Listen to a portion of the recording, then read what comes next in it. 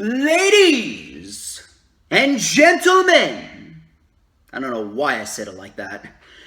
Ladies and gentlemen, I am the one and only DJ Storms. Welcome back to the channel here on YouTube.com. It is, of course, Monday, October 5th, 2020. This is the official rewind for NXT TakeOver 31, which, of course, streamed live on the WWE Network last night at 7 p.m. Eastern Time. A lot of shit happened on NXT TakeOver 31. A lot of shit that we're going to dissect. A lot of shit that we're going to go over. A lot of questionable decisions as well. But ultimately, what we got in the end was probably the second best TakeOver of the year. Now, the December TakeOver is still yet to come. And NXT, obviously, we know, has not been the same. It hasn't had that same vibe. It hasn't had that same excitement. It hasn't had that same aura to it that we're always so accustomed to. And that has to do with Vince McMahon, his influence over NXT, pushing his agendas on NXT, trying to beat out All Elite Wrestling. We already know this. I've said it numerous amounts of times. It's no secret. But what we got at TakeOver 31 was a very good wrestling show that we could really sink our teeth into and really just kick back, relax, and enjoy, if you know what I mean. It was a very poorly built up TakeOver, and a lot of that has to do with the fact that they're really just kind of taking it week by week with NXT. We already know this. We already know that the entire landscape of NXT has changed. We got a draft coming up. Vince McMahon has purged NXT. He's probably set to draft more people from NXT to either Raw or SmackDown.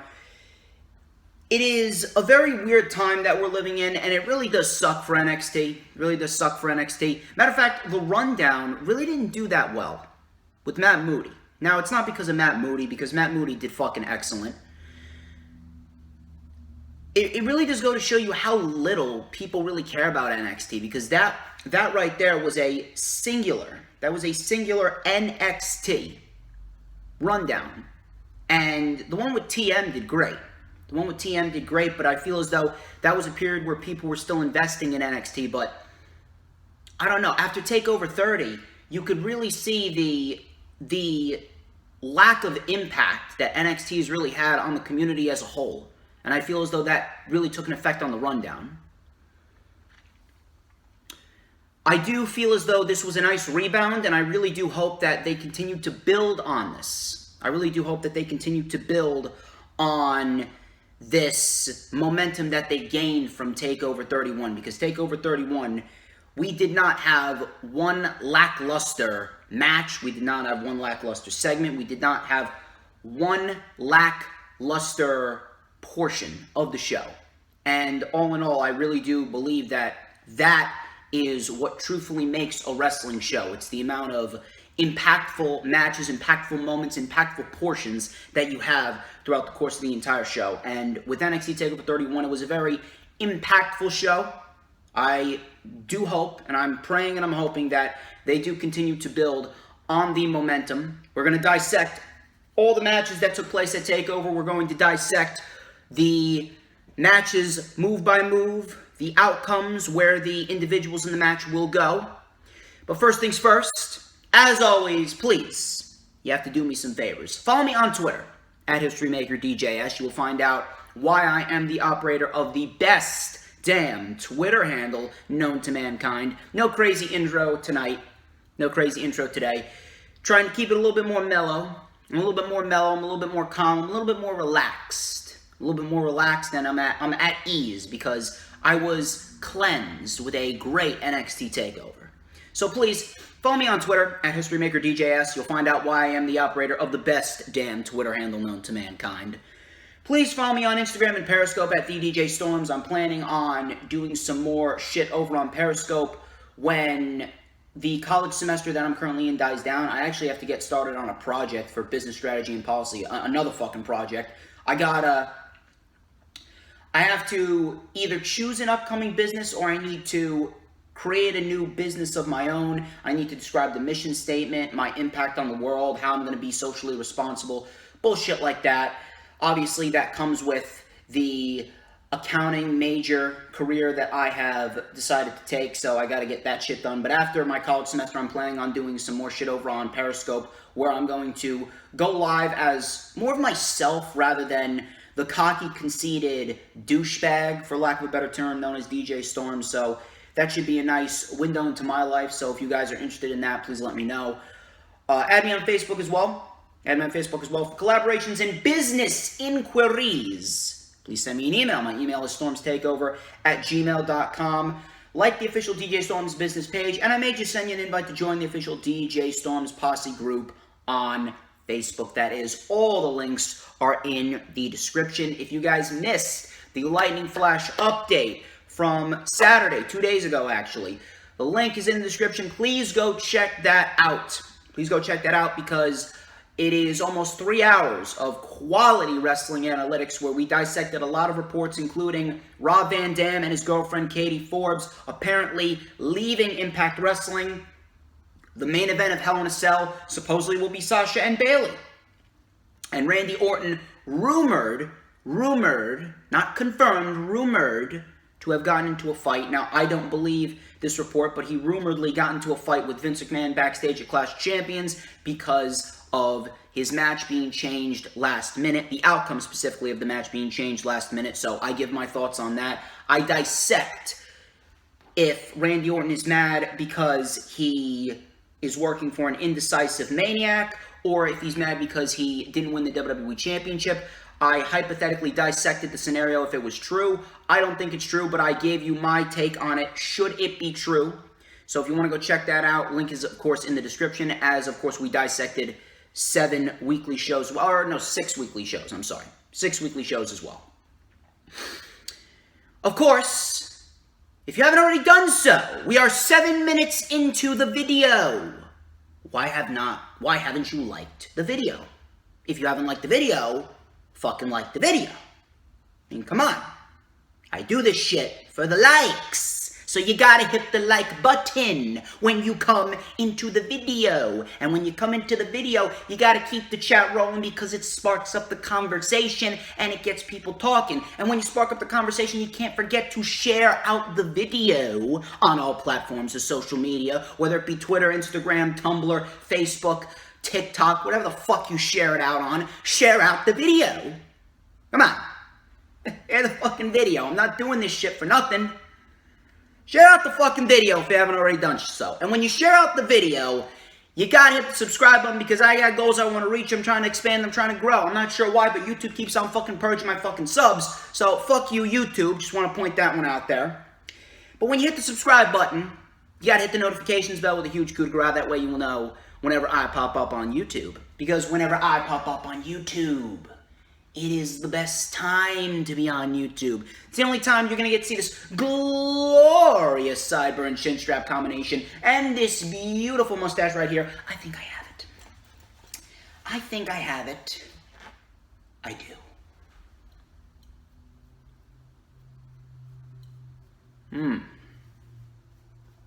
It's got to touch it. Just touch it up. Everybody wants a piece of the Stormsmeister. Let's be real here. Anyway, enough of these self-brand promotions and the advertisements. Let's get straight into the matches here. Well, first things first, before we actually get into the matches, they actually revamped the Performance Center. They made it the Capitol Wrestling Center. And it was a mini Thunderdome, so to speak.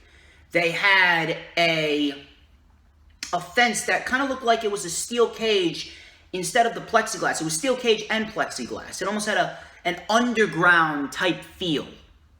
It had an underground type feel. It had screens surrounding the walls behind the chain, and we had people there as well. We did have the piped-in crowd noises, which were fucking terrible, but then again, every fucking piped-in crowd noise is fucking terrible. Doesn't matter where it is. Doesn't matter how you do it. I'm actually still wondering why WWE hasn't just allowed fans in yet You had AEW fucking doing limited capacity. So, it was like a mini Thunderdome as well. The theatrics and the lights looked great. And it really made for a great change of scenery. And I feel as though that is one major factor that really helped this takeover. We really had a new change of scenery. And if NXT is going to continue operating like this week by week, live television, if we see live television from the Capitol Wrestling Center, which is really just a mini Thunderdome in the Performance Center, but regardless, it looks fucking great. Underground feel, and it brings a new aura to NXT. It almost brings back a little bit of that cool aspect to NXT that we all know and love. Now, it's certainly not the NXT of old with the actual crowds and that crowd reaction that we are so accustomed to, especially the crowd reaction we had at TakeOver Portland. It's certainly not that. Certainly not that, but what we got was definitely something that helped NXT overall. And if this is what we're going to get throughout the duration of this pandemic era, where we are getting the Capitol Wrestling Center for NXT and NXT takeovers, I would say continue to do this. I would say continue to do this because this is going to help NXT immensely. And this is one of the things that I hope brings back that interest in NXT. This is one of the things that I hope brings back that spark for NXT. That sense of intrigue for NXT, that desire to watch NXT, that desire to sit down and watch and take in everything NXT related. I really do hope that this takeover was a reset in a sense, and this was a great factor that actually helped the show throughout the entire 2.5 hours. So, that was a huge positive right out of the gate. We started off with Damian Priest versus Johnny Gargano for the NXT North American Championship. And I was actually very, very, very interested in seeing how they produced this match. They did have some close calls here and there where we thought that Gargano was going to win. But ultimately, the only reason why Gargano was put in this position is because Damian Priest really doesn't have anybody else. They didn't really have anybody else that you could place in that role that could take a loss and enhance Damian Priest's NXT North American Championship title reign. Damian Priest, now first off, Damian Priest is doing some fucking great work. Damian Priest right now is doing some of the best work of his career. He is undoubtedly one of the biggest breakout stars of this year. He has had some excellent performances this year.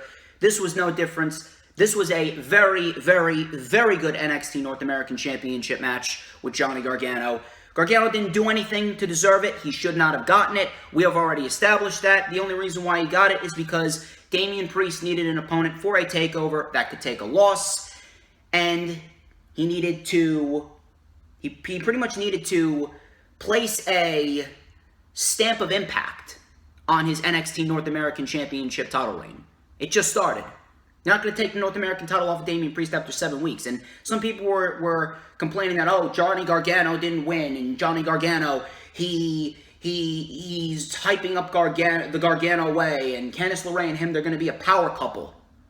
That could still happen. That could very well still happen. Gargano right now, he's not going anywhere. He's not getting drafted. He wants to stay in NXT for life. Johnny Gargano wants to stay in NXT for as long as he can. Do you think Triple H is really going to allow Johnny Gargano to go up to the main roster, especially even with the draft, especially after what they did to fucking Dominic Dijakovic, Dio Madden, and Mia Yim, Mercedes Martinez, and Keith Lee, those people? No. Johnny Gargano is staying right where he is in NXT, and I'll tell you why. Well, first things first, let's dissect this match. So Gargano came in hot with a big suicide dive to Priest, sending him into the steel cage fence. And this steel cage fence really made for some great spots throughout the entire night, because I would not want to be in the receiving end of a plexiglass steel cage fence move, whether it be a suicide dive, whether I'm the one delivering it or the one receiving it. It looks fucking brutal. So Priest was sent to the steel cage fence in the plexiglass. We had Gargano keeping up the pressure on Priest. He wrenched on the knee of Damian Priest. That was the story of the match. Damian Priest's knee. Priest was selling it throughout the early portions of the match. We had a big elevated flatliner, a couple of flying elbows in the corner, and a beautiful broken arrow. He fucking tossed Johnny Gargano, and Damian Priest, he's working with a smaller guy in Johnny Gargano. Gargano, he got some extra height on that broken arrow. Broken arrow looked fucking great. He fucking tossed Gargano on that broken arrow. So we had some various back and forth punches and kicks. We had Priest with a tornado kick to Gargano off the apron. Gargano fucking landed hard. We had a big razor's edge on the apron, but Gargano remained alive. Gargano reversed the reckoning into a beautiful standing sliced bread. And I actually never saw Gargano pull that one out, so it was a very nice new move added to Gargano's repertoire right there. We had a sliding elbow right to the back of the neck by Gargano for a 2 count. Priest with the South of Heaven, which is the choke bomb that Damian Priest does. So we got a South of Heaven for a close 2 count right there. Priest then launched himself over the top rope, similar to what he does. He launches himself over the top rope, similar to what he did with Killian Dane at NXT TakeOver War Games of last year, where he was whipped into the corner by Pete Dunne, but he didn't stop, and he jumped over the post, a la The Undertaker. And Gargano, speaking of The Undertaker, Gargano and Priest actually recreated The Undertaker Shawn Michaels WrestleMania 25 dive, where Michaels pulled the referee in to catch The Undertaker, only this time it was actually executed well here between Damian Priest and Johnny Gargano, so they learned from Shawn Michaels and The Undertaker. So Gargano pulled in 2 medical staff members, and Damian Priest ended up taking them out. A couple of refs came out to check on the medical staff members. Gargano then with a low blow behind the referee's back. Now this was a moment where I thought he was going to win the title right here. Low blow and a super kick to Damian Priest. 1, 2, but Damian Priest stays alive.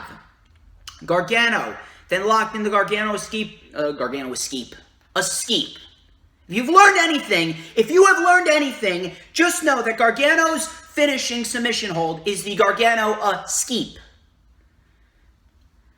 Gargano escape. Gargano locked in the Gargano escape. But Priest was able to get himself to the ropes. There were some steel steps set up on the outside, and this is one little minor detail that I loved. Damian Priest and his first singles match on a TakeOver was against Finn Balor at TakeOver in Your House. They recreated the scenario where Damian Priest was teetering on the apron and Finn Balor punched him off the apron and he went back first onto the bottom portion of the steel steps. Gargano tried for the same thing, but Damian Priest did not have it. Damian Priest fought out of it, so I thought that was a very nice little minor detail right there. Gargano went for the one final beat, but Damian Priest caught him up in the ropes. We had a reckoning off the ropes, and Damian Priest retains the North American Championship in a very, very, very good opening match for the NXT North American Championship. Now, why did Johnny Gargano lose this? I'll tell you why he lost this.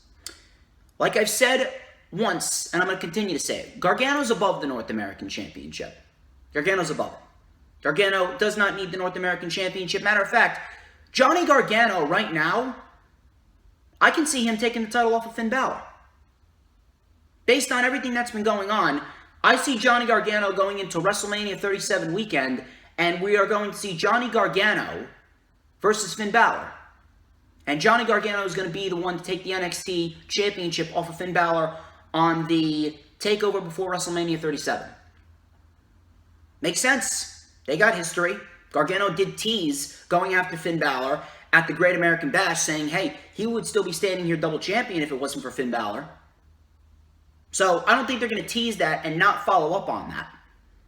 And if we're going to be quite honest here, Johnny Gargano is one of the only individuals that we can really look at and say, yeah, he's a main event guy in NXT.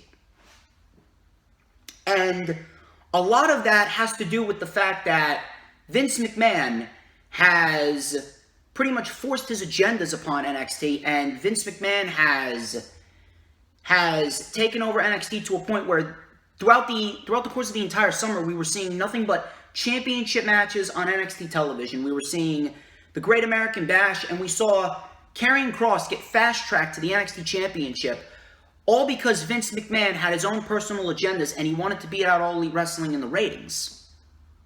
And NXT focused on the major stars throughout the entire summer, and they didn't build up any new stars. There's only 3 stars that we can legitimately look at as far as NXT goes right now and say, yeah, they're main event stars, and that's Finn Balor, Tommaso Ciampa, and Johnny Gargano. Adam Cole has had his time. Velveteen Dream, no one's ever going to look at Velveteen Dream the same ever again, especially after the speaking out movement and the recent sexual charges against Velveteen Dream for pedophilia. No one's going to look at Velveteen Dream ever again the same, whether he's innocent or not. And to be quite honest with you, I really don't see them building up anyone. I really don't see them building up anyone to get on the level of Gargano or Ciampa or Balor within the next 6 months. Johnny Gargano realistically is the next logical NXT champion, unless you're going to do Tommaso Ciampa. But if I'm a betting man, I see them doing Tommaso Ciampa versus Finn Balor at the December TakeOver. So realistically right now, Gargano is just waiting. Gargano is just waiting. He's in a position where he's putting over talent specifically to help enhance other people. And when Johnny Gargano and Finn Balor, they're going to fight one-on-one at TakeOver before WrestleMania 37, that's when Gargano's going to have his moment. That's when Gargano, and I would like to believe Candice LeRae, is going to have their power couple moment, and they're going to walk out both champions. But for now, Gargano's in a position where he doesn't need a championship. Gargano's in a position where he's putting people over. Gargano's going to be just fine. Gargano's going to be just fine. He's in NXT. He's staying in NXT for life. Gargano does not need a championship. This was the right outcome. Damian Priest and his North American Championship title reign is only 44 days old. You're not going to take the title off of Damian Priest after you built him up this entire year and you have him go through 5 individuals in a fucking ladder match only for him to lose it in 7 weeks. No, you're not going to fucking do that. I know Triple H. Triple H is creating a new star in Damian Priest. And that's exactly what this match is all about. Damian Priest retains, very good opening match, and Damian Priest remains North American Champion. We then had Kushida versus the Velveteen Dream. And if we are being honest here, I'm not saying this match was a bad match, but I would definitely say this was the weakest of the 5 matches that we had on NXT. It was still a damn good match, not gonna lie. We had Kushida actually attacking the Velveteen Dream during his entrance. Kushida then kept the aggression on Velveteen Dream, and the story was Velveteen Dream's arm and shoulder. Dream regained control. He tried to slow the pace down. Kushida came back with a big wind-up punch. He then stomped right to the back of Dream's neck. He held Dream's arms back, like Dream was getting fucking arrested. And he stomped on the back of Velveteen Dream's neck, and then he turned him around, and then held Velveteen Dream up, pulled his arms to the front, and stomped right on the front of Velveteen Dream's neck, and his face. So Kushida displayed a lot of fucking aggression in this match, which is definitely something that we needed from Kushida. We then had Dream getting yanked into the post, left shoulder first twice. Left shoulder first twice there. And then we had Kushida with a drop kick into the steps. Dream's hand, his left hand was wedged in between the steel steps and the post, and Kushida kicked the steel steps into Velveteen Dream's hand and sandwiched Dream's left hand in between the post and the steel steps. And that became a huge target for Kushida. Kushida kept the pressure on the injured arm. Dream was able to hit I was going to say the Death Valley Driver, but he calls it the Dream Valley Driver. So the Dream Valley Driver connected, as did the Purple Rainmaker, but Dream landed hard on his left arm and was not able to make the cover. And I was actually very, very happy that Dream was not able to make the cover. Dream covered Kushida a little too late because Kushida was able to kick out. Dream tried for another Purple Rainmaker, but Kushida reversed it. Kushida reversed it. He hopped up to the top, and Kushida did a flipping Spanish fly into the hoverboard lock, and he kept the pressure on Velveteen Dream. Velveteen Dream tried desperately to fight out. He went for the Dream Valley driver, but Kushida kept his grip, and Velveteen Dream eventually taps out, and Kushida beats the Velveteen Dream in his first takeover.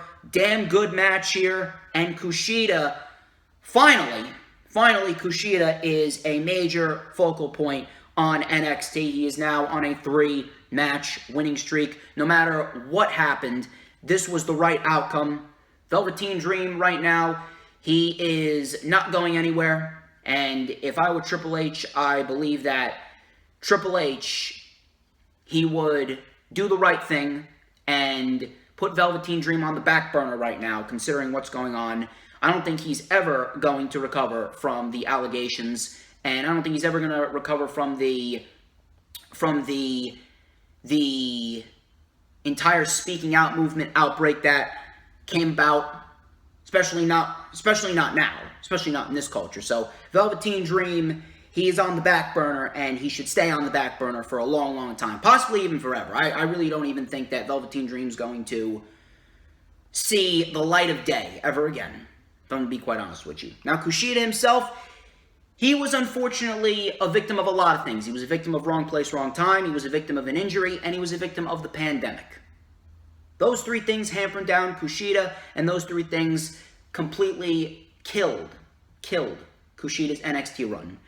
I would like to believe now that with the draft coming up and the purge, the recent purge of NXT talent from Vince McMahon, the unnecessary purge of Vince McMahon, I would like to hope that now Kushida has a solid place on NXT television.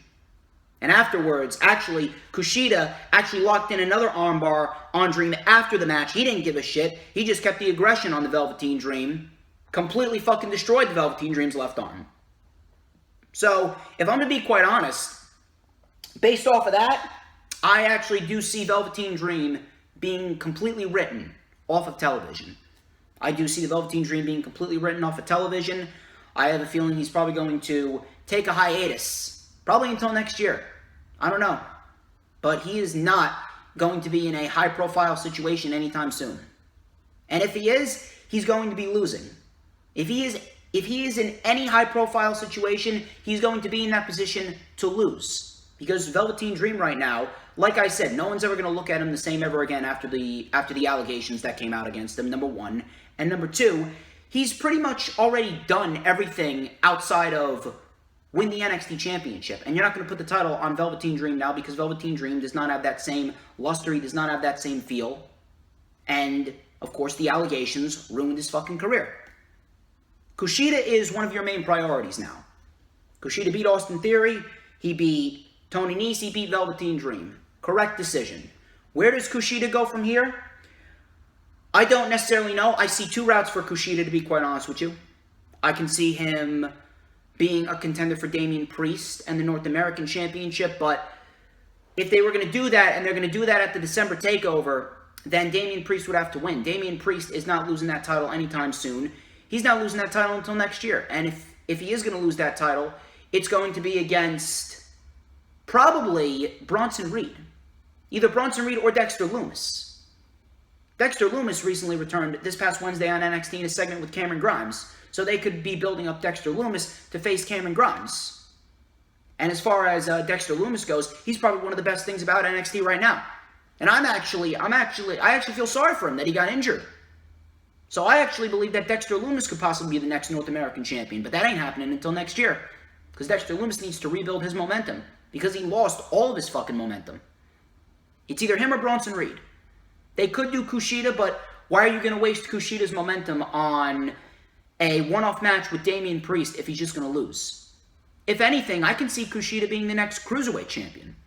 Matter of fact, I'm still wondering why he didn't win the Cruiserweight Championship tournament. No matter how great Santos Escobar has been doing, I'm wondering why he didn't fucking win the Cruiserweight Championship tournament. You had to put him on the back burner to put fucking Drake Maverick and his real-life firing storyline and that fucking mockery of an entire tournament in the spotlight of the entire NXT universe. And you put Drake Maverick as one of your number one priorities, and now look where he is. Drake Maverick will do nothing. Drake Maverick will do nothing important in NXT, nor should he do anything important. It's fucking disgusting what they did with Kushida in that tournament. But Kushida, I can definitely see him being the next NXT Cruiserweight Champion. This was the right outcome. No fucking doubt about it. Anyone would come to the conclusion that Kushida needed to win. And that's exactly what happened. Kushida wins. Right decision. Right outcome. End of story period. Velveteen Dream. You are going to be sent off of television into catering, and you are not going to be seen for a long, long, long time. We actually had a promo for October 28th, NXT Halloween Havoc. Halloween Havoc. Now, I understand the excitement. I really do. They're probably going to build it up as a TakeOver-esque show. I understand. We're probably going to get a great wrestling show, just like we got with the Great American Bash. We got a great wrestling show. But Jesus fucking Christ, it is just so fucking blatantly out. It's painfully obvious. It really is. It's so fucking painfully obvious that NXT is using the classic pay-per-view name value. They're dipping into the classic pay-per-view basket, and they're bringing out these pay-per-views with big name value, like Great American Bash and now Halloween Havoc. They're doing that specifically to counter-program All Elite Wrestling. I mean, it's just so fucking obvious. It's so fucking obvious, and it honest to God, it's becoming quite pathetic. It really is. It's becoming quite pathetic. I want NXT to succeed. I want NXT to thrive. I want it to grow. I want it to expand. But if you're doing shit like this, you're really just fucking coming off as desperate. You never see AEW do this. Never.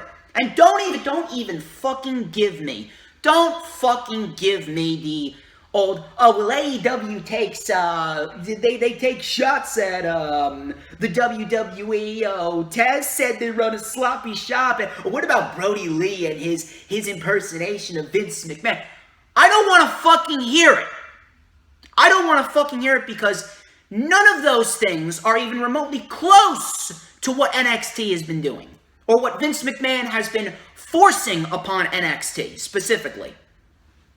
A cheap shot here and there versus actually putting out matches and shows specifically to pop a rating. Completely different things. Two completely different things. You cannot compare NXT putting out the Great American Bash in 1 week, and now NXT bringing out Halloween Havoc. NXT bringing out Halloween Havoc, and now they're going to build to that all months, specifically to counter-program All Elite Wrestling, because they know that unless they have a special edition episode of NXT, or unless NXT has a shit ton of big matches, like championship matches, that's the only way they're going to beat out All Elite Wrestling. I've said it once and I'll say it again. AEW is not here to put WWE out of business. Vince McMahon did this because of his fucking tyrannical, maniacal, micromanage mentality. Where he cannot have anyone else even get close to where he is. He wants to be the only game in town. He doesn't want anyone else to succeed unless it's under his eyes. He wants all the fucking money. He wants all the fucking money from all the wrestling promotions in the world to flow directly into his pockets, when he doesn't even fucking realize that he fucking needs more promotions in order for the wrestling industry to thrive. Because if all these promotions are run by one fucking man, you're not going to have any talent to scout. You're going to have to do all the fucking scouting. These promotions are doing you a fucking favor. AEW is not going to put WWE out of business. If the pandemic didn't put WWE out of business already, then AEW is not going to do it. WCW didn't do it. TNA didn't do it. ECW didn't do it. Nothing's fucking putting WWE out of business. The only thing that's putting WWE out of business is if Joe Biden gets elected president and Andrew Yang takes action against WWE for the fucking Twitch deal that they're apparently forcing upon superstars, where they're taking control over their Twitch channel and they're going to get revenue for it. That's the only thing that's going to put WWE out of business, is Andrew Yang. And Joe Biden is not winning the election.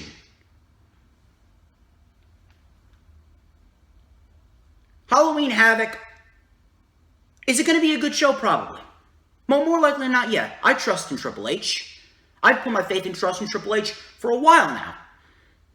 But if you are going to deny that this is a counter-programming maneuver, if you're going to deny that, then you're a fucking idiot. You really are. This is a blatant counter-programming maneuver if I have ever seen one. It is staring you dead in the face. And if you can't see that, then you really are a fucking idiot. And I don't care who the fuck I offend on that. I don't care who you are, whether you're a friend, a family member, a fan, an acquaintance, an associate, a coworker. I don't give a shit who's watching this.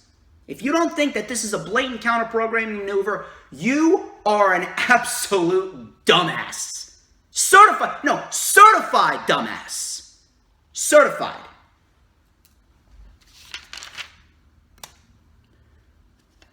I got my one rant out. Even in an NXT review, I gotta do a rant.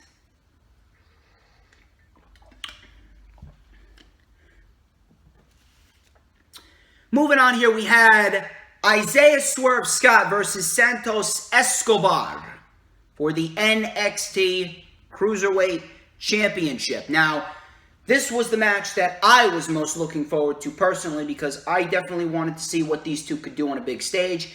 And I was actually very much looking forward to seeing how they would book Swerve in this match. Because Isaiah Swerve Scott, I'm a huge advocate for Isaiah Swerve Scott. I'm actually wondering why he didn't make it to the finals as well. I thought we were going to get Swerve and Kushida in the finals of the interim NXT Cruiserweight Championship tournament.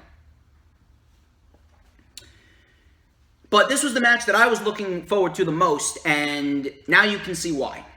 Now you can see why. This match was fucking excellent. This match was fucking excellent. Excellent from start to finish. We had Swerve coming out of the gates hot. We had a moonsault, a rolling senton, and a Fosby flop to Escobar very, very early on. Swerve came out of the gate hot. This was his first takeover, so you know that Swerve was going to come out hot in this takeover. He was going to do whatever he can to make sure that you remember the name Isaiah Swerve Scott, and that's what I love about Swerve.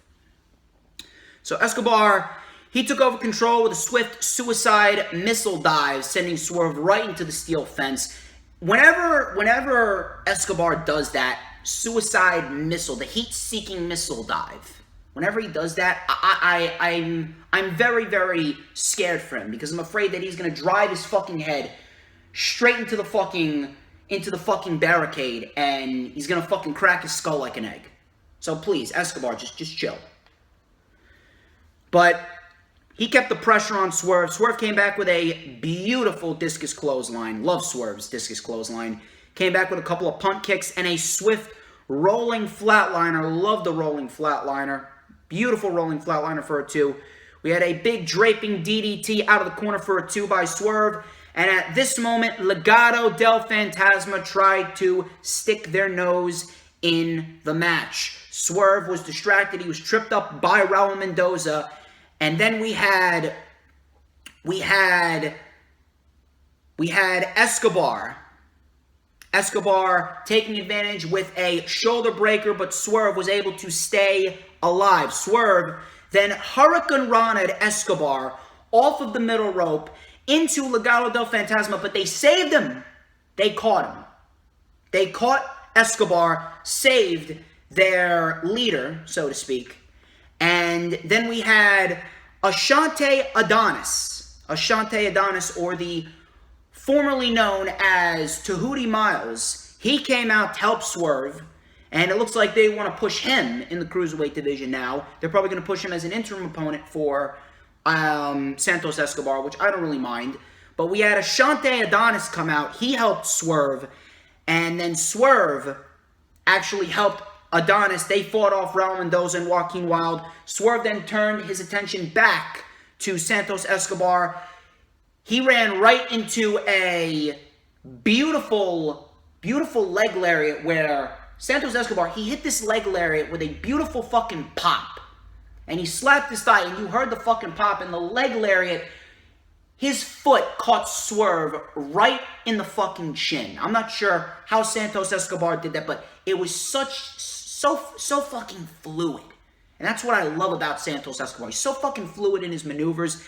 The precision of Santos Escobar's maneuvers are fucking great. And he hit that, and then he hit the Phantom Driver. We had a 1-2, but Swerve kicked out. Now, at that moment, I'm thinking to myself, okay, that's it. They got to give this guy the Cruiserweight Championship. You didn't have him fucking kick out of the Phantom Driver for nothing. So Swerve was able to fight back. He dodged the frog splash from Escobar. We then had Swerve with the arm cruncher stomp, stomping right on the left arm, just hyperextending it. We had the house call, and a beautiful 450 splash connects. 1, 2, but Escobar still stays alive. And at that point, I'm thinking to myself, man, this shit could go either way. Well, actually, I was thinking that from the beginning. This match could have gone either way right from the beginning. Escobar then took Swerve out to the apron. They were on the apron. Swerve, I believe, was going for the JML driver. He was going for the JML driver on the apron, but Escobar threw him back, and Swerve, he hit the back of his head on the exposed steel rod that connected the turnbuckle and the post. He hit his head on the exposed steel rod. And I'm thinking to myself, well, he actually did that. Swerve didn't see this, but we had Santos actually exposing that early on in the match, similar to what Sami Zayn did against Jeff Hardy in their Intercontinental Championship match on SmackDown. So Santos Escobar, he channeled his inner Sami Zayn right here. Escobar looked like a fucking genius here. So Swerve hit the back of his head on the steel rod in between the turnbuckle and the post. He was out. His eyes were all over the place. He was out. We had Escobar hitting a butterfly shoulder breaker. And Escobar retains the Cruiserweight Championship in a great fucking match here with Isaiah Swerve Scott. Now, I would have bet my money. I really would. I would have bet my money. That they were going to have Isaiah Swerve Scott win the Cruiserweight Championship. I really would have. But, you know, after a match like that, I can't even be mad. I really can't even be mad. And it really does go to show you how fucking great Santos Escobar is. And this was really the sleeper match of the night, if we're going to be quite honest here. This was the sleeper match of the night because of the simple fact that, like I stated earlier on, Vince McMahon just forced his agenda on NXT, pushing the main event stars, and they didn't have any time to push any new stars and build up any new stars. Triple H was forced to abide by Vince McMahon's rules and push the main stars in these big matches, and the Cruiserweight Championship was pretty much kind of put on the back burner. Even during the interim NXT Cruiserweight Championship tournament, it was put on the back burner specifically because of the fact that, oh, we got to counter-program AEW. We got to beat him in the ratings. We got to pop this rating. We got to get Keith Lee and Adam Cole in a double championship match. We have to build up the main stars. So the main stars, they got all of this TV time and left little to no TV time for Swerve and Escobar to build up their feud. And that really hampered down Santos Escobar's Cruiserweight Championship title reign, as well as Isaiah Swerve Scott. It's because of Vince McMahon's agenda to beat AEW, and then he purged NXT, and they had little to no one left in the main event scene. They even tried to bring in Pat McAfee to try and spike up a rating in a feud with Adam Cole leading up to TakeOver 30, taking time away from Santos Escobar and Isaiah Swerve Scott and their feud that was being built up. So the match itself had probably the worst build out of all the matches on the show. That match itself probably had the worst build. It was pretty much kind of announced, and the main thing that they had to build off of was the sit-down interview that they had on NXT this past Wednesday. Now, I would have bet my money on Isaiah Swerve Scott, but again, I really can't even be mad. The match was fucking great, and Santos Escobar is a fucking star. Santos Escobar is a fucking stud. Santos Escobar is doing some great fucking shit. So I really can't even be mad at this ending. Now, what does this mean? What does this mean? Well, based on what happened with Kushida and Velveteen Dream, I can definitely see Kushida and Escobar going into a feud, possibly at the December TakeOver on the 6th. That's rumored to be the date of the next TakeOver. So I can definitely see Santos Escobar versus Kushida. Now, I said if it wasn't going to be Scott, then it was going to be Kushida. Those two individuals are the top two stars. Those two individuals are the top two stars as far as the NXT Cruiserweight division goes.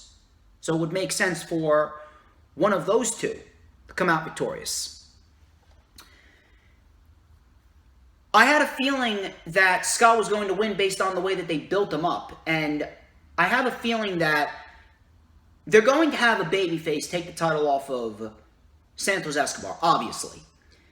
But I have a feeling that it's either one way or another. I do have a feeling that when Kushida eventually wins the title, that's when Jordan Devlin's coming back. I have a feeling that they're really just keeping the title on Santos Escobar because they're going to have a babyface, whether it's Swerve or Kushida, whether it's Swerve or Kushida, whether they got the travel restrictions figured out for Jordan Devlin or not. Kushida, if they do Kushida and Escobar at TakeOver in December, Kushida needs to win. Kushida deserves to win, and he should win. But I have a feeling that they're keeping the title on Escobar for now, simply because of the fact that they're waiting for the travel restrictions between the UK and the US to be lifted, because they're planning on having a babyface take the title off of Santos Escobar, and then Jordan Devlin's going to come back, and then we're going to have a scenario where we have two Cruiserweight champions, and they're going to do the same thing that they did with Sami Zayn, Jeff Hardy, and AJ Styles, and we're going to have a match to crown the undisputed Cruiserweight champion. So I have a feeling that should Santos Escobar lose that championship, that is going to be a sign that Jordan Devlin's coming back, and we're going to have a unification match. But as far as this match goes, I do hope one day that Swerve gets his moment. I do hope one day that Swerve gets his moment. I do hope one day that he is the NXT Cruiserweight Champion. I would have bet my money that he was going to win based on the way that they built him up and the way that they were pushing the agenda that Escobar needed Legado del Fantasma. Escobar needed all this help. He needed his dirty tricks. So I thought that Swerve had it in the bag. I really thought this was Swerve's time. But, man, Santos Escobar is doing some excellent work. He really is. Santos Escobar is doing some really, really, really great stuff. And I do hope that this match is really going to be a match that really puts an impact stamp. I feel as though that's going to be my new term here on the channel. Impact stamp. Or the stamp of impact. I really do hope that this match is the stamp of impact on Escobar's Cruiserweight Championship title reign, that now they're going to start putting more effort into Santos Escobar, and they're going to start putting a lot more time into Santos Escobar. They're investing more time into Santos Escobar, and Santos Escobar is really going to be one of the best things about NXT if he keeps up this work. This is a great fucking match right here. Very surprised by the outcome, but it really could have swung either way right here. Santos Escobar retains the Cruiserweight Championship, and I do believe that Kushida is in Santos Escobar's near future.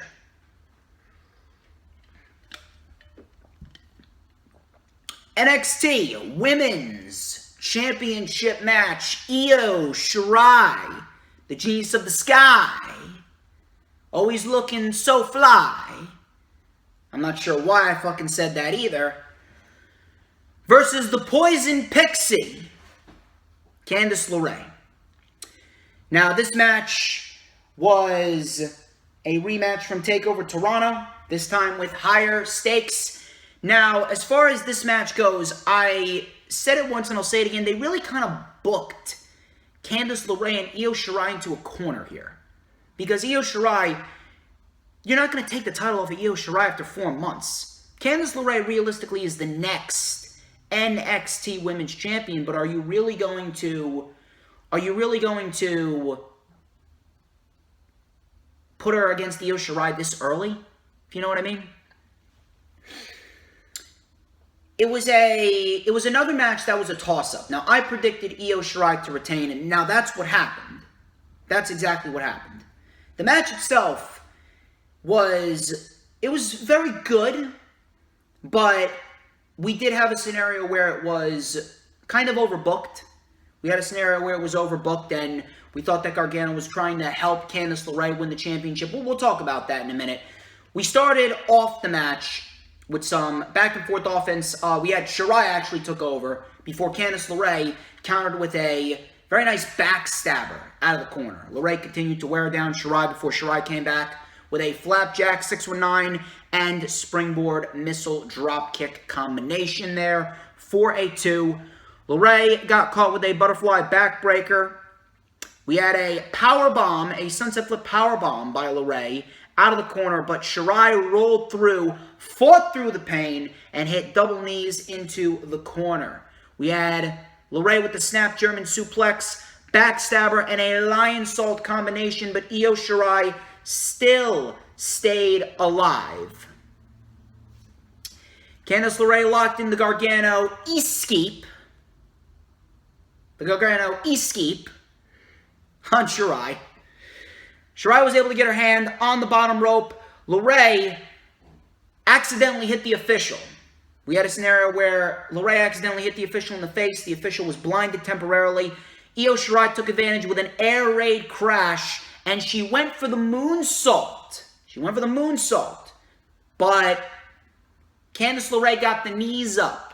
And Candice LeRae hit Io Shirai with her knees gut first, and Shirai actually fell back into the ref, crashed into the ref, sending the ref out of the ring. Candice LeRae then hit the surfboard stomp, which she calls the Wicked Stepsister, but there was no referee. Johnny Gargano then came running out with a referee shirt, and when I saw that, what was going through my mind before Gargano slid into the ring, I'm like, oh my God, here we go. This is Vince McMahon's influence over NXT. I knew it was too good to be true. The night was going so well. Here's Vince McMahon's influence all over NXT. And Johnny Gargano is channeling his inner Bayley from the horror show at Extreme Rules that we had with Bayley and Sasha and Asuka. And that fucking overly convoluted fucking mess that we got. I thought we were going to get another horror show at Extreme Rules incident. But Io Shirai kicked out. Gargano actually tried for the quick count, but Shirai actually kicked out. So Gargano was talking to Candice LeRae. He was consulting his wife, and Gargano's like, fuck this. He went to the outside, grabbed the ties, like, give me this. This is hers. So he grabbed the championship, and at that point in time, the actual ref actually came to. And then Gargano was hiding the championship behind the referee's back. And the ref and Gargano, they were arguing. He's like, you get out of here. No, you get out of here. So they were arguing. Gargano then slipped the championship to Candice LeRae behind the referee's back. And Candice LeRae hit Io Shirai in the face with the NXT Women's Championship. She hit her in the face with the NXT Women's Championship. And Johnny Gargano slid out of the ring. We had 1, 2, and Io Shirai still kicked out. So I'm thinking to myself, all right, at that point in time, Io Shirai ain't losing this championship match. She ain't. So Gargano's on the outside. He's having a fucking seizure. He's like rolling around on the outside on a ramp, throwing a fucking hissy fit. Candice goes up to the top. I think she was probably looking for a frog splash. Io shut her off at the path, and she hit a beautiful Spanish fly, followed up by the over-the-moon salt, and Io Shirai retains the NXT Women's Championship. Very good match, slightly overbooked. Did we need the Gargano referee shirt shit? No. Is Gargano playing a good heel? Yes, I understand what they were going for, but was it needed? No, it was not fucking needed. I would have much rather preferred a straight-up victory. I didn't have a problem with the ref getting knocked down, but Gargano coming in and trying to cause this big fucking commotion, this big fucking hullabaloo, was not needed. Should not have been booked there. Slightly overbooked, but thankfully we did not get a scenario like we got with Bayley, Sasha, and Asuka at the horror show at Extreme Rules, so I'm very, very happy and relieved of that. Candice LeRae loses here against Io Shirai. Io Shirai retains in a very good Women's Championship match, even though we had that Gargano incident. So Io Shirai celebrating, and then on the mini Thunderdome screen behind her, Toni Storm comes up and says that, I just want to let you know that Toni Storm is back. I'll see you around, Io. So at that point, I'm thinking to myself, okay, we got Toni Storm. So I'm very, very happy that Toni Storm is back. NXT UK doesn't really need her. They have their investments in Eva Valkyrie and Piper Niven, Isla Dawn. I'm assuming that they're going to build up a couple more people. But Toni Storm in the NXT Women's Division, let me tell you something. That raises the bar for the NXT Women's Division even more so than it already is. And we weren't done there. We had the cryptic 10-4-20 vignette come up on the screen, and then we had this individual with these shoulder pads and a fucking biker helmet, like an astronaut fucking helmet. And the individual unmasks, takes off the helmet, reveals herself to be Ember Moon. And my oh my, am I happy to see Ember Moon back on television. My oh my, has it been a long time fucking coming for Miss Ember Moon. The NXT Women's Division just got a whole lot fucking better. You lost Mercedes Martinez, you lost Mia Yim, you gained Toni Storm and Ember Moon. I'd say that's a pretty good investment right there. We already know that Mercedes Martinez and Mia Yim, their careers are already dead on the main roster. They will never recover from this retribution angle, or the failure-bution angle, as me and my friend Adam call it. Ember Moon, and I'm not just saying this because Ember Moon's my favorite superstar in the women's division. I'm not just saying this because Ember Moon's my favorite women's wrestler. I'm saying this because it's an absolute fucking fact. It is an indisputable fact. Whether you want to admit it or not, Ember Moon was never given a chance on the main roster. Never.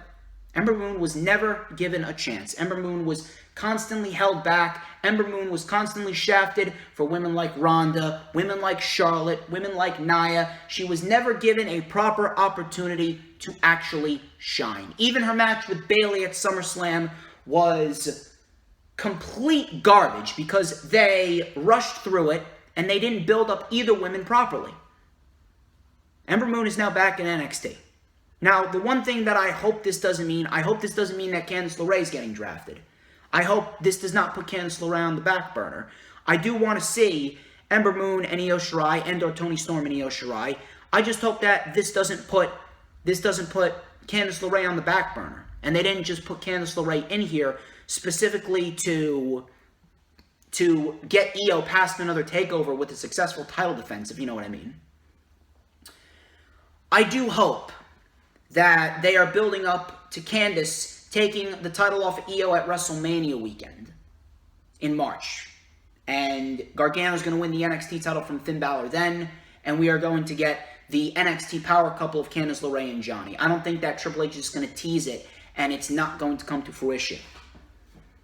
I just hope that Ember Moon and Toni Storm do not overshadow Candice LeRae, because right now Candice LeRae is doing some great shit, and I do hope that Candice LeRae eventually takes the title off of Io Shirai. But I am very, very pleased to see Toni Storm and Ember Moon in the NXT Women's Division. Once again, I will state, the NXT Women's Division and the bar has just been raised even higher than it already was.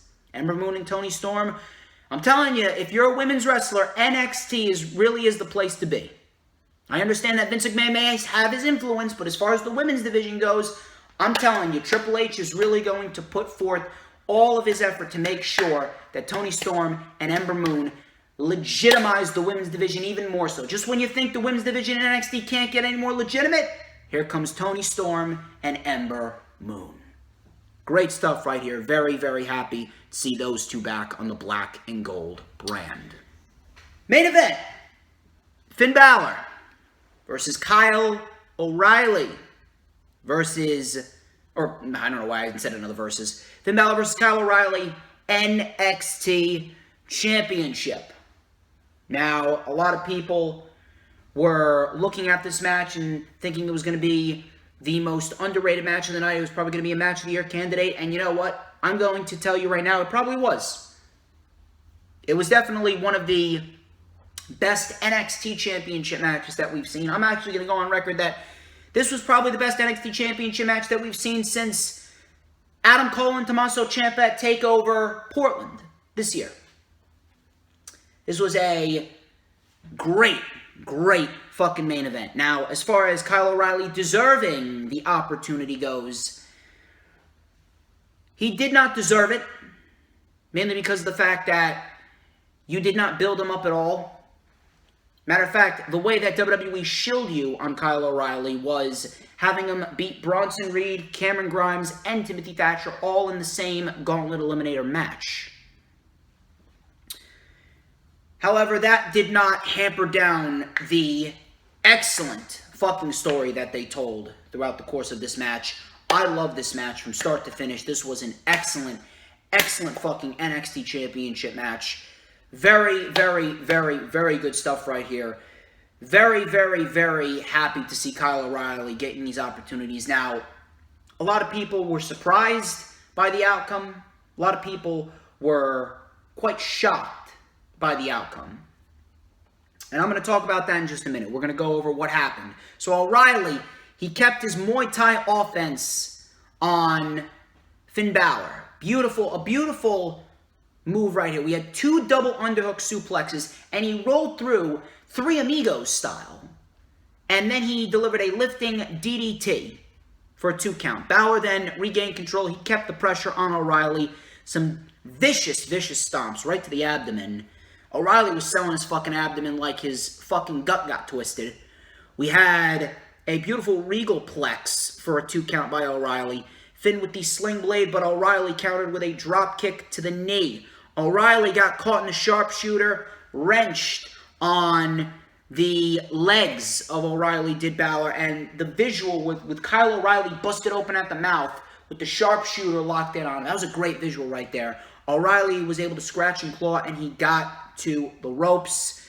O'Reilly kept on fighting back. He hit the axe and smash, kick to the back of the neck and a forearm.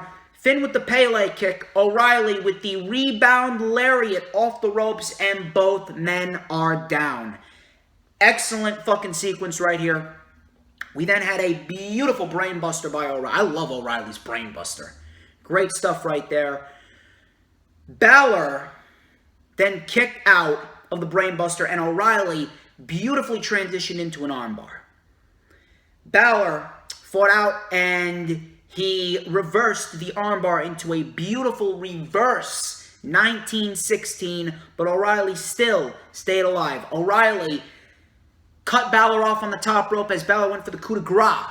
O'Reilly with 2 dragon screw leg whips, and O'Reilly then hit a diving knee to Finn Balor when he was draped over the ropes, knee right to the chest. O'Reilly kept the pressure on, and then he hit a diving knee drop right to the leg. And O'Reilly kept the pressure on and applied an Achilles heel hook. That was locked in. Balor was trying to fight out of it. He tried to use his other foot, but O'Reilly grabbed that foot. And O'Reilly, and I love the in-ring match-style technician that Kyle O'Reilly really is. He locked in the other leg. He wrenched on the other leg. Both legs were locked into the Achilles lock. And then he transitioned, rolled over into a double knee bar. And Balor was desperately trying to fight. He was in fucking pain. Balor was able to crawl, and he finally got to the bottom rope. At that point, I actually thought Kyle O'Reilly had it. The double Achilles lock transitioned into the double knee bar. I really thought Kyle O'Reilly had it right there. I thought he was going to make Finn Balor tap. They actually did a very good job at making it believable. Balor with a double foot stomp right to the gut. O'Reilly was able to fight out of it. O'Reilly hit a big German suplex, but Balor rolled through into another double foot stomp. Brutal fucking double foot stomp. Balor went up to the top rope. O'Reilly was motionless. Balor hit the coup de grace. And Finn Balor wins. Finn Balor retains the NXT Championship in an excellent main event. The best NXT Championship match since Cole and Ciampa from TakeOver Portland this year. And definitely an upgrade from what we saw with Karrion Kross and Keith Lee. That match was very, very lackluster. I was not expecting that match to be so boring, if you know what I mean. But this match really did make up for that lackluster NXT Championship match that we got between Karrion Kross and Keith Lee at TakeOver 30. Kyle O'Reilly, he then embraced Finn Balor, a nice show of respect. And then out of nowhere, we see Ridge Holland. We see Ridge Holland coming out with Adam Cole over his shoulder, beaten and bruised with his shirt ripped open. And he threw him over the barricade. Yui then came out. Undisputed Era came out and they were saying, get the medics, get the medics. Finn Balor didn't know what was going on. I didn't know what was going on. I don't even know what the motive of this was, if I'm going to be quite honest with you. Now, as far as the match goes, match was fucking great. Fucking excellent. Excellent, excellent, excellent NXT Championship match. Excellent, excellent performance. This may have been one of the best performances in Kyle O'Reilly's career. Finn Balor was retaining, undoubtedly. Why was Kyle O'Reilly in this position? And it goes back to what I said again for the third time. I'm going to reiterate. NXT focused on the main event stars throughout the course of the entire summer. Vince McMahon focused on his agenda to try and counter-program All Elite Wrestling. They focused on the major stars and gave the main stars, the big stars, all this television time, and they did not build up any new stars to take over that spot. Which is why you would literally have almost no one outside of Balor, Gargano, and Ciampa. And I guess now you can say Kyle O'Reilly, because I have a feeling that the main motive behind this match was to make Kyle O'Reilly into a main event guy, which we already know he was, but we had never seen him in a main event showcase like we've seen here. So Kyle O'Reilly's main objective here was to prove that he is worthy of being in the main event of TakeOver. And now I have a feeling that we have a new main event star in NXT. Now originally, I had a feeling that Kyle O'Reilly was in this position specifically because now he was going to be the main singles guy in the Undisputed Era, because if there was one guy that I could bet my money on that was going to get drafted in the draft, either coming this Friday or next Monday, it would have been Adam Cole. What does he have left to prove? He's done everything. NXT North American Champion, Tag Team Champion, Dusty Rhodes Tag Team Classic winner, Match of the Year candidate after Match of the Year candidate. He became the longest reigning NXT Champion in NXT history thus far. What does he have left to prove? So at that point in time, it was pretty much a foregone conclusion that Adam Cole was going to get drafted. Now I'm not sure what they're doing with Ridge Holland. Now that could very well be Adam Cole's send-off, and he could very well put over a guy like Ridge Holland, since they want to get Ridge Holland over. Which I understand at that point in time. They want to get Ridge Holland over. They're probably going to put Ridge Holland in a match with possibly Damian Priest. They want to build him up to fight for the NXT North American Championship. They probably want to do that. But I really would have bet my money that Adam Cole was going to get drafted. He still could. You never know. He very well still could. Adam Cole could still very well get drafted. He may be coming up at the Royal Rumble. Royal Rumble, it may be 4 months away, but it's going to come quicker than you think. I mean, this year, we all thought this year was going to go super slow, but, it's already October. So, Royal Rumble's going to be here before you know it. Pretty soon, it's going to be Thanksgiving, it's going to be Christmas, and it's going to be Royal Rumble. It's going to be WrestleMania 37 season again. So, Adam Cole could very well go up anytime soon, and they could very well make Kyle O'Reilly the main singles guy in the Undisputed Era. And Roderick Strong and Bobby Fish, they could focus on the tag team division. But the main motive here, I believe, was to make Kyle O'Reilly into a new star. Create a new main event star, specifically because of the fact that after they focused on counter-programming All Elite Wrestling, obviously Vince McMahon's motive was to counter-program All Elite Wrestling, and then he purged like 6 NXT talents.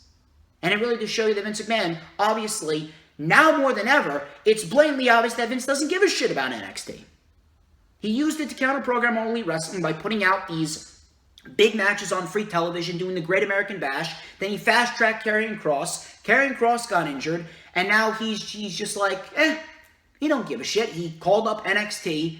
He called up some NXT superstars, 6 NXT superstars, and he pretty much robbed NXT of a lot of their main attractions, a lot of their staples, and no one really got the chance during that time to move up into that spotlight that a Keith Lee was in, or an Adam Cole, or a Karrion Kross, or a Dominic Dijakovic. So now we were left with what we got here. And I'd like to believe that what happened here was Kyle O'Reilly having one of the best performances of his career and really solidifying that, yeah, now we're back to making new stars. Now we're really back to building up the future. And Kyle O'Reilly is going to be a pillar in NXT now. Could Adam Cole be called up? Possibly. I don't know what they're doing with Ridge Holland. Matter of fact, that Ridge Holland segment, if I'm going to be quite honest with you, that Ridge Holland segment, it just seemed out of place. What does Ridge Holland have to do with Adam Cole? What does Ridge Holland have to do with the Undisputed Era? What are they doing with Ridge Holland? Is he going to get put over by Adam Cole this Wednesday, or is it going to be a storyline going into the Halloween Havoc show? I don't know. Is Adam Cole going to get drafted? I don't know. I really don't know. A lot of shit that came out of this was very, very questionable, but I know for a fact that Kyle O'Reilly was put in here to make a new star and give NXT a new main event star. Now, where does Finn Balor go? Finn Balor, I've said it before, he is going to drop that title to Johnny Gargano, but that's not happening anytime soon. That's not going to happen until the WrestleMania TakeOver in March. As far as Kyle O'Reilly goes, I really don't know where he goes. They could possibly have him teeter around the upper mid-card to main event scene. Possibility. I don't know. I have a feeling that could very well be a good thing. It could be a good thing, and then it could be a bad thing. I don't know. You could argue it either way, specifically because of the fact that NXT, it really hasn't felt the same, and now you have Vince McMahon's influence all over it, but then you got it as a good thing because NXT has really missed that big unpredictability factor, the good unpredictability factor. I don't know. It is a toss-up. I really don't know what is to come. I don't know what is going to happen with this Ridge Holland incident. To be honest, it really felt out of place. I don't know if Adam Cole's getting drafted, but the main event itself was fucking great. Main event itself was fucking great. Kyle O'Reilly had one of the best performances of his career. Finn Balor starts his NXT Championship reign in a big, big way. Man, I am so fucking happy that Finn Balor came back to NXT a year ago. And the show went off the air with the Undisputed Era checking on Adam Cole because of Ridge Holland's attack. And ladies and gentlemen, that wraps up the rewind for NXT TakeOver 31. I would like to thank each and every single one of you who tuned into this video. Like, comment, subscribe, check out all the links in the description. I will keep you guys updated on everything that's going on. I got another busy week ahead of me. Of course, we got the Lightning Flash update on Saturday as per usual. We got news, rumors, and reports. We're going to have 6 weekly shows to dissect. You're not going to want to miss it. I will be live 1 p.m. Eastern Time. I will keep you guys updated on everything going on in my college life. And I will keep you guys up to date on everything going on as far as the entire month in terms of content relates to the DJ Storms brand. Of course, I got the rundown for Hell in a Cell. That's going to be on October 23rd. Joined by Mr. Earl Cole. That's right. Earl Cole's coming back. Earl Cole and I, we are back and better than ever. We are back in black. And Earl Cole will be joining me for the rundown for Hell in a Cell that's going to take place on October 23rd. at 2:30 p.m. Eastern Time. You are not going to want to miss that. I'm DJ Storms. This has been The Rundown. I'm getting out of here. I'm going to be tweeting live for Monday Night Raw tonight. Of course, I will be taking my notes in my patented notepad for Monday Night Raw tonight. I don't know who's watching Monday Night Raw. I don't know who wants to watch Monday Night Raw. No one with a brain wants to watch Monday Night Raw, if we're going to be quite honest with you. But regardless, I will keep you guys updated on everything that's going on. You guys have a great week. I'll see you for Raw tonight. See you all to shit on Monday Night Raw tonight. You guys keep it real.